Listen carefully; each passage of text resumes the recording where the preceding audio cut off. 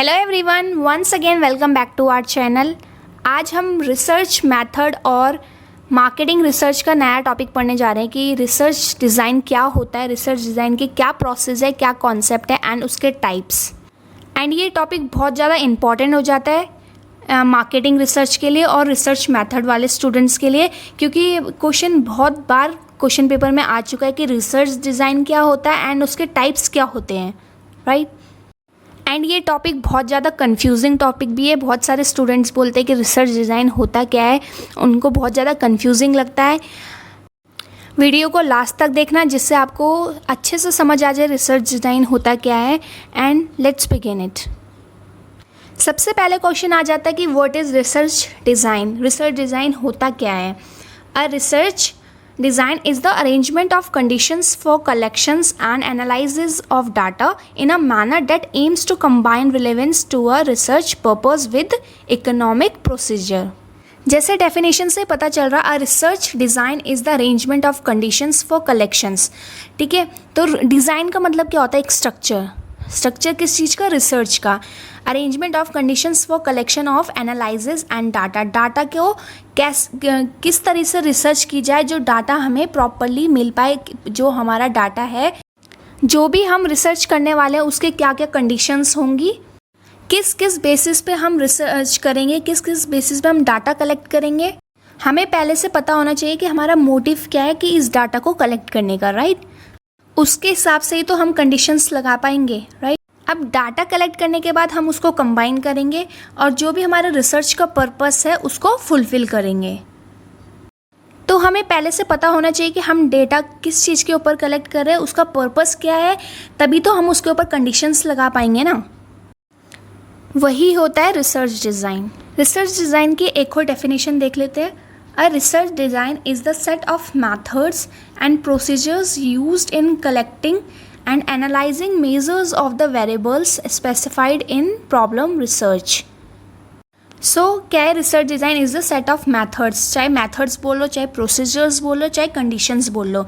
तो क्या है वो कि हमें भी कोई भी काम करने से पहले हमें पता होना चाहिए कि हमारा प्रोसेस क्या होने वाला है इस काम को रिलेटेड। हम तभी तो उसके ऊपर कंडीशंस लगा पाएंगे कि हमें इस काम से ये करके ये मिलेगा रिगार्डिंग। तो क्या होगा? ये collecting and analyzing measures of variables. So हमने कोई रिसर्च की होगी, हमें उससे पता चला होगा कि यहाँ पे ये प्रॉब्लम्स हो रही है, वहाँ पे ये प्रॉब्लम हो रही है, तो हम उसके ऊपर तभी तो कंडीशंस लगा पाएंगे, तभी तो हम उसके लिए क्या बोलते हैं, कुछ ढूंढ पाएंगे रास्ता। मतलब जैसे कोई भी मेजर्स हम ढूंढ पाएंगे कि इससे ये प्रॉब्लम सॉल्व हो सकती है। एंड जो भी हमारी प्रॉब्लम्स होंगी उसके रिलेटेड हम डाटा कलेक्ट कर लेंगे। तो उस डाटा को हम प्रोसीजर में डालेंगे और डाटा कलेक्ट करेंगे। उसके बाद उस प्रॉब्लम को सॉल्व करने की कोशिश करेंगे। नेक्स्ट डेफिनेशन आ जाती है, research design is the conceptual structure with in which research is conducted. So research design क्या होता है? कंसेप्चुअल स्ट्रक्चर होता है। मैंने स्टार्टिंग में बोला था कि एक रिसर्च डिज़ाइन क्या है? एक स्ट्रक्चर है, ठीक है। In short it is the blue print of collection, measurement and analysis of data. ये क्या है? एक ब्लू प्रिंट है किस चीज़ का? Collection of, measurement and analysis of data. Data को कलेक्ट करने का एक ब्लू प्रिंट है, राइट। यही होता है रिसर्च डिज़ाइन का कॉन्सेप्ट। अगर अभी भी समझ में ना आया हो तो प्लीज़ दोबारा से वीडियो को देखो, तब आ जाएगा। Types of research design. अब क्या पढ़ने वाले हैं हम? Types of research design. A researcher must have a clear understanding of various types of research design to select which type of research design to implement for a study.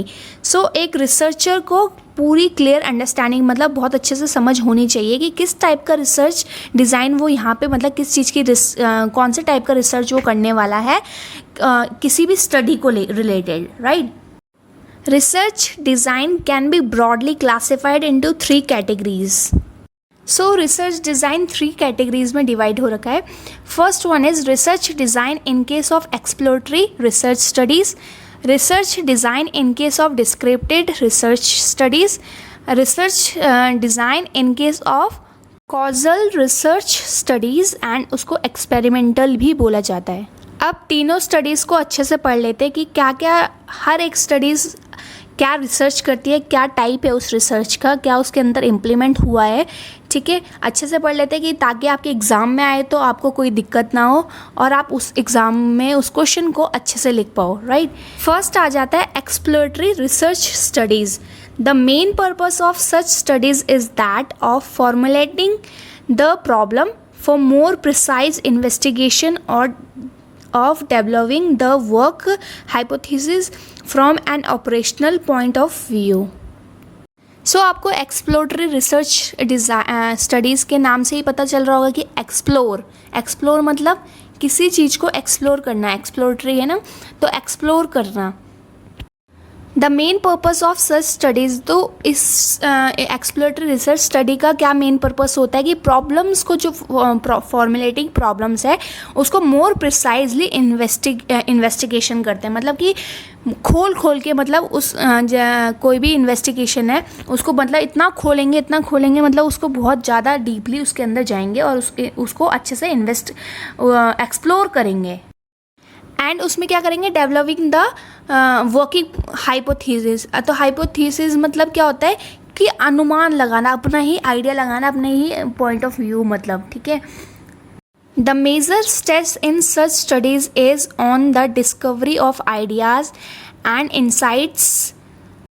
As such, the research design appropriate for such studies must be flexible enough to provide opportunities for conditioning different aspects of the problem under studies. तो इस studies में एक stress का बहुत ज़्यादा major stress है कि हमें खुद ही अपने आइडियाज़ को डिस्कवर करना पड़ता है एंड इंसाइट करना पड़ता है, एक्सप्लोर करना पड़ता है, कि उस रिसर्च को इतना एक्सप्लोर करना पड़ता है, वो भी खुद ही करना पड़ता है, कोई हमें सिखाता नहीं उसमें। तो हमें खुद ही अपने आइडियाज़ से हमें उस रिसर्च को फाइंड आउट करना पड़ता है, डिस्कवर करना पड़ता है, एक्सप्लोर करना पड़ता है। As such the research design appropriate for such studies. अगर ये कोई भी ये वाला रिसर्च करना चाह रहा है, ये एक्सप्लोरेटरी रिसर्च स्टडी करना चाह रहा है, तो उसके पास कोई भी प्रॉब्लम्स है उसका एस्पेक्ट्स होना चाहिए, उसको पता होना चाहिए पहले ही कि ये प्रॉब्लम आने वाली है, उसका ये एस्पेक्ट्स हमारे पास होने चाहिए। और इसके बारे में जान लेते हैं। It will enable a researcher answer questions like what is the problem and what is the purpose of study and what topics could be studied. सो एक रिसर्च को ये सारे क्वेश्चंस के आंसर का पता होना चाहिए कि व्हाट इज़ द प्रॉब्लम, क्या प्रॉब्लम है, क्या स्टडी करनी है, मतलब क्या पर्पस है स्टडी का, और कौन कौन से टॉपिक्स हमें स्टडी करने चाहिए। तो ये सारी चीज़ें क्या बोलते हैं, एक रिसर्चर को पहले से पता होना चाहिए, ठीक है, उनके आंसर्स पहले से ही पता होना चाहिए, तभी वो एक रिसर्च इसको अच्छे से कर पाएगा और इसको उतना ही एक्सप्लोर और उतना ही इन्वेस्टिगेट अच्छे से कर पाएगा। To carry out exploratory research generally there is no priori research done और the existing ones do not answer the problem precisely enough. ठीक है, अगर आप एक रिसर्चर हो, अगर आप एक रिलायंस में रिसर्च कर रहे हो या पतंजलि में रिसर्च कर रहे हो, तो आप पहले वो टॉपिक्स लोगे जिस टॉपिक्स पे रिसर्च नहीं हो रखी, उन प्रॉब्लम्स को लोगे जिन पे रिसर्च पहले से नहीं हो रखी होगी, ठीक है। For example, considering a scenario where a juice shop owner feels that increasing the varieties of juices will enable increases in customers. However, he is not sure and needs more information. The owner intend, पहला इतना समझ लेते हैं कि एक scenario याद किया वहाँ पे, जहाँ पे एक जूस शॉपकीपर था। वो उसको लगा कि अगर मैं जूस की वैरायटीज़ बढ़ा दूँगा तो मेरे कस्टमर्स ऑटोमेटिकली बढ़ जाएंगे, बट वो श्योर नहीं था। वहाँ पे क्या था, उसको और इन्फॉर्मेशन चाहिए, वो श्योर नहीं था। ठीक, तब वो क्या करता है, एक प्रेसाइजली इन्वेस्टिगेशन करता है, ये वाला एक्सप्लोरेटरी रिसर्च का रिसर्च करता है। Find out to expanding their juice selection will enable him to get more customers और if there is a better idea, या कस्टमर बढ़ाने से, क्या बोलते हैं, जूस की वैरायटीज़ बढ़ाने से मेरे कस्टमर बढ़ सकते हैं, तो वो भी अच्छा है। अगर कोई और आइडिया है तो वो भी उसने क्या एक रिसर्चर से पूछा, तो उसने क्या करवाया, प्रिसाइजली इन्वेस्टिगेशन करवाई, राइट। सो यहाँ पे हमने रिसर्च क्या बोलते हैं, एक्सप्लोरेटरी स्टडी कर ली है। नेक्स्ट आ जाता है descriptive research studies. Descriptive research studies are those which are concerned with describing the characteristics of a particular individual or a group. So descriptive research studies के नाम से ही क्या लग रहा है, डिस्क्रिप्टिव मतलब किसी चीज़ को डिस्क्राइब करना, राइट। ऑलराइट, ये एक ऐसी स्टडी है जहाँ पे क्या बोलते हैं, डिस्क्राइब करता है कि स्टडी होती है characteristics of a particular individual, या तो इंडिविजुअल और a group. In other word, descriptive research primarily focuses on describing the nature of demographic segment without focusing why or certain phenomena क्या बोलते हैं occurs। तो यहाँ पे why का क्वेश्चन नहीं आता, मतलब क्यों का तो यहाँ पे कोई मतलब चारा ही नहीं है अगर ये, ठीक है। तो डिस्क्रिप्टिव रिसर्च स्टडी सिर्फ डेमोग्राफिक सेगमेंट देता है, सिर्फ वो क्या बोलते हैं, वो ये स्टडी के बारे में बताएगा कि ऐसी ऐसी स्टडी होती है, ये होता है, बट वो ये नहीं बताएगा कि क्यों होता है, कैसे होता है, कहाँ पे क्या होगा। तो ये मतलब डेमोग्राफिक सेगमेंट इस चीज़ को बोल सकते हो कि बिहेवियर को, टेस्ट रेफरेंस मतलब किसी का भी, ठीक है। अब हम इसका एग्जाम्पल पढ़ लेते हैं। A clothing brand that wants to understand the fashion purchasing trends among New York buyers will conduct a demographic survey of this region, gather population data, and then conducted descriptive research on this demographic segments. The researcher will then uncover details on what is the purchasing patterns of New York buyers, but not cover any investigation details on why the patterns exist। मानो एक clothing brand है, जैसे Levi's consider कर लो, वो क्या करना चाहती है, फैशन परचेजिंग में इन्वेस्टिगेशन करवाना चाहती है। किस चीज़ के ऊपर, कि न्यू ईयर के बायर में, मतलब कि न्यू ईयर बायर क्या ट्रेंड चल रहा है, मतलब ये चीज़ के ऊपर वो क्या करना चाहते हैं, इन्वेस्टिगेशन करवाना चाहते हैं। तो वो क्या करेगी, डेमोग्राफिक सर्वे करेगी अपने ही रीजन में, एंड पॉपुलेशन और उसका क्या पॉपुलेशन का डाटा कलेक्ट कर लेगी, then conduct and descriptive research, और फिर क्या करेगी, डिस्क्रिप्टिव रिसर्च स्टडी करेगी किसके ऊपर, डेमोग्राफिक सेगमेंट्स के ऊपर, कि किसको क्या पसंद है, कैसा क्या, बट क्यों नहीं। यहाँ पे क्यों का ऑप्शन नहीं आएगा, बस कैसा क्या आएगा यहाँ पे, ठीक है, कि कैसे ये हो सकता है, कहाँ पे क्या हो सकता है, ये सारी चीज़ें। सो डिस्क्रिप्टिव रिसर्च स्टडी क्या बोलते हैं, रिसर्च तो करेगी, इन्वेस्टिगेट तो करेगी, बट वो not cover any investigation details. वो इन्वेस्टिगेशन डिटेल्स में ये why and the pattern exits, क्यों नहीं ये पैटर्न एग्जिट्स हो रहा है, मतलब कि क्यों नहीं चल रहा है, वो सारी चीज़ें नहीं बताएगी। तो इस रिसर्च का यही है कि ये डिस्क्रिप्शन तो पूरा देती है, सारी चीज़ बताएगी, बट ये नहीं बताएगी कि क्यों ऐसा हो रहा है, ठीक है।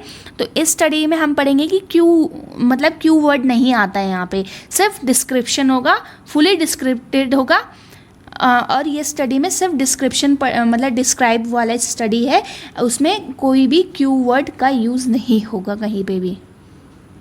नेक्स्ट आ जाता है causal research studies and experimental. तो इस कॉजल रिसर्च स्टडी को हम एक्सपेरिमेंटल स्टडी भी बोला जाता है। तो experimental research study is used to established a relationship between a cause and effect of a situation, ठीक है। तो ये स्टडी क्या बताती है हमें, कि रिलेशनशिप बिटवीन एक कॉज, सॉरी यहाँ पे कॉजल लिखा है मैंने, ये कॉज होगा, and effect of a situation. तो इस एक्सपेरिमेंटल में क्या होगा कि किसी का इफेक्ट्स को और कॉजेस को ढूंढने का होगा। तो क्या बोलते हैं, हम क्या करेंगे, एक्सपेरिमेंटल स्टडी करेंगे।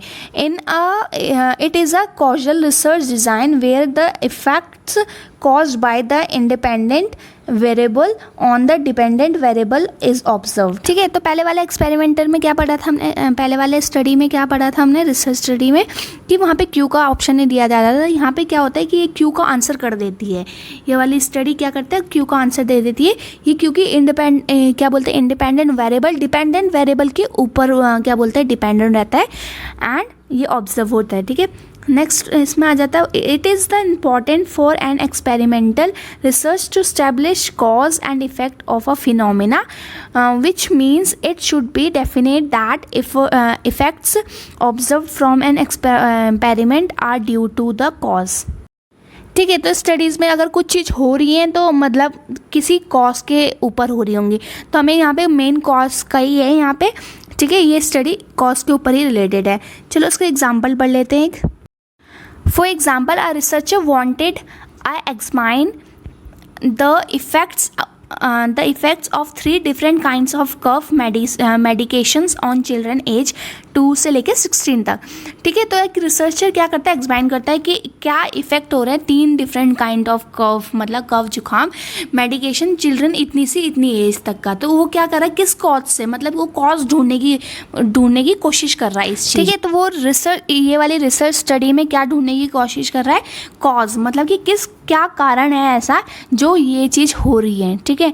तो यही था कॉजल रिसर्च स्टडी, जिसको बोलते हैं हम एक्सपेरिमेंटल स्टडी। तो हमने तीनों स्टडीज़ को बहुत अच्छे से पढ़ लिया। ये 3 ही एग्ज़ाम में आती हैं, यही 3 मतलब मेन रिसर्च डिज़ाइन की टाइप्स हैं, 3 टाइप्स हैं।